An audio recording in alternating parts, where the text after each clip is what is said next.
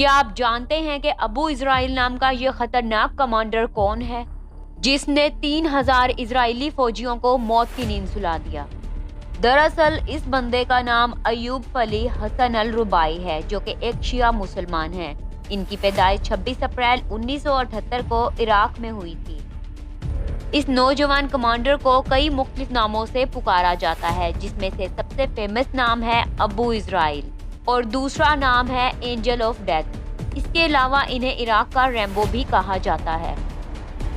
ये नौजवान शख्स एक इराकी कमांडर है और आईएसआईएस के खिलाफ लड़ते लड़ते इन्होंने शियों की तंजीम में बहुत ज्यादा नाम कमा लिया है। और जब हिजबुल्लाह की लड़ाई इजराइल से हुई थी तो उस वक्त इस नौजवान कमांडर ने अकेले ही 3000 इजरायली फौजियों को मार डाला था और तब इन्हें अबू इजराइल का लक़ब दिया गया था। इराक की आर्मी में और सोशल नेटवर्क पर ये एक आइकॉन बन गए हैं।